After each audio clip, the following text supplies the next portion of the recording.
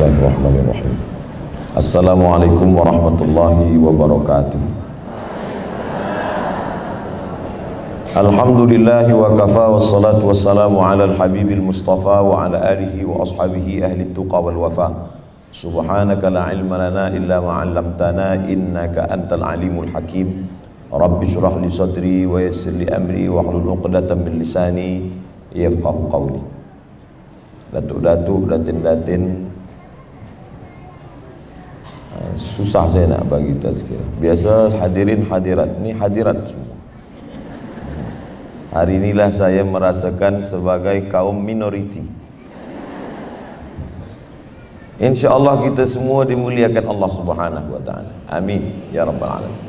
Tajuk yang diberikan kepada saya adalah wanita sebagai pemangkin generasi Rabbani. Dalam sejarah para nabi dan rasul ada seorang rasul yang begitu hebat dan luar biasa. Dia mampu membelah laut merah dengan izin Allah, merubah tongkat menjadi ular yang memakan ular-ular tukang sihir Bani Israel Fir'aun dengan izin Allah, membawa Bani Israel menyeberang dari Mesir ke Palestina tepatnya pada tarikh 10 hari bulan Muharram, Ashura. Tiap-tiap tahun kita ulang peristiwa itu dengan puasa Ashura 3 hari, 9, 10, 11. Tapi ternyata di balik lelaki yang luar biasa bernama Musa alaihissalam ada beberapa perempuan. Perempuan-perempuan itu yang akan kita bahaskan dalam kehidupan seorang bernama Musa alaihissalam. Perempuan yang pertama, itulah dia yang disebut Allah Subhanahu wa ta'ala dalam Al-Quran, yudzabbihuna abna'akum wa yastahyuna nisa'akum. Pada masa Nabi Musa alaihissalam, seorang raja zalim bernama Fir'aun bermimpi. Dalam mimpinya dia tengok ada budak kecil yang menarik crown, mahkota dari kepala dia. Lalu kemudian esok hari dia kumpulkan as-saharatu, para tukang sihir. Kemudian dia bertanya kepada bomoh-bomoh, peramal-peramal, apalah agaknya makna daripada mimpiku malam tadi? Maka semua mengatakan lahir seorang budak lelaki yang dia akan menarik kekuasaan engkau, wahai Tuan Fir'aun. Maka pada tahun itu juga Fir'aun, semua budak yang lahir tahun itu mesti dibunuh. Yudzabbihuna abna'akum, anak lelaki bunuh, sedangkan anak perempuan biarkan hidup. Dan sampailah masanya semua perempuan yang melahirkan anak dibunuh. Kekejaman di atas muka bumi tiada yang lebih kejam daripada masa Fir'aun. Lalu apa yang terjadi pada seorang wanita yang salihah? Nama wanita itu Yohanits. Lalu kemudian Allah ilhamkan kepada dia, wa auhayna ila ummi Musa, kami ilhamkan kepada ibu Musa alaihissalam, an ardi'ihi, susukan anakmu. Sebab bayi yang kecil tadi merasa takut, menangis. Bagaimana menenangkan dia? Berikan dia air susu. Selepas itu fa'alqih fil yammi, hanyutkan dia ke sungai Nil. La takhafi, jangan kau takut, wala tahzani, jangan kau sedih. Inna radduhu ilaiki, nanti kami akan kembalikan dia kepada engkau. Waja'iluhu minal mursalin, dan kami akan jadikan ia salah seorang daripada rasul utusan Allah Subhanahu wa ta'ala. Perempuan yang pertama yang membentuk generasi Rabbani adalah ibu. Itulah dia ibu Nabi Musa alaihissalam. Dia persusukan Nabi Musa. Selepas itu dia masukkan ke dalam kotak kecil bernama tabut. Lalu kemudian dia letakkan di sungai Nil. Lalu kemudian baby yang kecil itu pun hanyut di sungai Nil. Lalu kemudian Allah bercerita tentang bagaimana keadaan hati Yohanits waktu itu. Apa kata Allah? Asbaha fuadu ummi Musa farigha.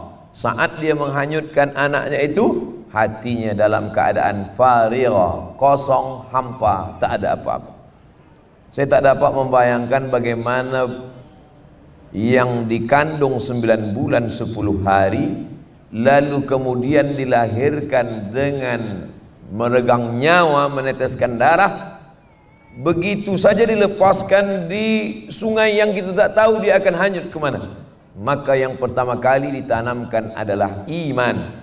Perempuan merasakan dua perasaan. Pertama takut, yang kedua sedih. Apa beza takut dengan sedih? Takut masa akan datang, sedih masa lampau. Sedih sebab sudah melahirkan anak, sedih sebab sudah menyusukan anak, sedih sebab sudah melahirkan anak tapi tak ada makna apa-apa. Takut bila anak ini nanti mati, takut bila dia hanyut akan pergi kemana, takut nanti dia akan sesuatu terjadi yang tak menyenangkan hati. Takut dan sedih itu dicabut Allah Ta'ala dari hati Yohanid. Lalu kemudian apa kata Allah? La takhafi, jangan kau takut. Wala tahzani, jangan engkau sedih. Inna radduhu ilaiki, kami akan mengembalikan dia nanti kepada engkau. Waja'iluhu minal mursalin, tidak hanya setakat mengembalikan dia kepada engkau, tapi kami akan jadikan dia salah seorang daripada rasul-rasul kami. Manusia banyak, tapi yang jadi nabi sikit. Nabi banyak, yang jadi rasul sikit. Rasul banyak, yang jadi ulul azmi sikit. Salah satu daripada ulul azmi itu adalah Musa alaihissalam. Dan kisah yang awal-awal disebut Allah dalam Al-Quran selepas Al-Fatihah masuk surah Al-Baqarah. Dalam surah Al-Baqarah kisah yang paling banyak adalah tentang kisah Isa, tentang kisah Musa alaihissalam. Musa artinya bayi yang dihanyutkan di sungai. Musa, bayi yang dihanyutkan di sungai, itulah dia Nabi Musa alaihissalam. Wanita pertama yang membentuk generasi Rabbani adalah seorang perempuan. Bukalah dari Al-Fatihah, Al-Baqarah, Ali Imran, An-Nisa, Al-Maidah, Al-An'am, Al-Anfal sampai An-Nas, tak ada satu pun ayat bercerita tentang ayah Musa, tak ada. Yang ada bercerita tentang Ummi Musa. Jadi balik dari sini nanti puan-puan bolehlah bercerita pada suami, tak ada satu pun cerita tentang ayah Musa. Yang cerita tentang ibu Musa, mak Nabi Musa alaihissalam. Jadi bila kita baca tentang sejarah nabi-nabi, walaupun ayah dia tak baik, tapi kalau mak dia baik, anak tetap jadi baik. Mana contoh? Ibrahim alaihissalam. Ibrahim punya ayah pembuat berhala, kafir, namanya Azar. Wa idh qala Ibrahim li abihi Azara. Ingatlah Ibrahim berkata kepada bapaknya yang kafir bernama Azar, atattakhidhu asnaman aliha, wahai bapakku Azar, kenapa engkau buat patung, kenapa buat berhala? Apa kata Azar? La illam tantahi, kalau kau tak berhenti mendakwahi aku, kalau kau tak berhenti mengajak aku, la arjumannaka, aku lempar engkau dengan batu. Wahjurni maliya, pergi engkau sana jauh. Ayah kafir, jahat, kejam, bengis, tapi kemudian anak menjadi orang beriman kerana ibu Nabi Ibrahim seorang perempuan yang salihah dan penyabar bernama Umailah. Dari rahim yang suci itu lahir anak yang baik. Sebaliknya pula ayahnya baik, tapi kalau ibu tak baik, maka lahir anak yang tak baik. Itulah dia Kan'an. Bercerita tentang Nabi Nuh alaihissalam. Nabi Nuh baik, Nabi, Rasul pilihan Allah Subhanahu Wa Taala. Tapi tanaman itu ditanam di tanah yang tandus, maka tumbuhlah tanaman yang rosak disebabkan oleh seorang perempuan. Maka ketika Allah bercerita tentang tanam-tanaman, wal baladut thayyibu yakhruju nabatuhu bi'izni rabbih, tanah yang baik akan mengeluarkan tanam-tanaman yang baik. Yang tumbuh adalah bunga mawar, dipandang mata menjadi sayu, harum semerbak. Walladzi khabutha la yakhruju illa nakida, tapi tanah yang tandus, tanah yang kering hanya akan menumbuhkan tanaman yang tidak baik. Lalu setelah cerita tanah itu, apa kata Allah? Walaqad arsalna Nuhan, kami utus Nabi Nuh. Apa hubungan tanah dengan Nabi Nuh? Rupanya Allah sedang bercerita tentang benih tanaman. Bila ditanam di tanah yang baik, maka akan melahirkan anak-anak yang baik. Betul, bukan hadis Nabi. Pepatah mengatakan An-Nisa imadul bilad, perempuan itu tiang negara. Idza salahat salahatil bilad, kalau tiangnya baik maka negara menjadi baik. Wa idza fasadat, kalau sudah perempuan rosak maka semua menjadi rosak. Walaupun seorang nabi, kalau perempuan tak baik, lahirlah anak-anak menderhaka bernama Kan'an.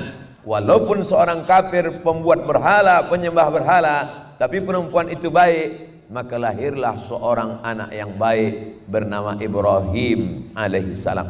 Saya yakin dan percaya wanita-wanita yang ada hadir pada majelis ini, inilah yang akan melahirkan generasi-generasi Rabbani di masa akan datang insyaallah. Amin ya rabbal alamin. Oleh sebab itu, saya tak berani bercerita tentang teori yang dibuat manusia. Lebih baiklah kita bercerita tentang apa yang ada dalam kitab suci Al-Quran. Bagaimana Allah bercerita tentang Ibrahim, bagaimana Allah bercerita tentang Musa, bagaimana Allah bercerita tentang Isa dan Muhammad sallallahu alaihi wasallam. Karena itu yang disuruh Allah, faqsusil qasasa, ceritakan kisah-kisah itu wahai Muhammad, la'allahum yatafakkarun, mudah-mudahan mereka berpikir.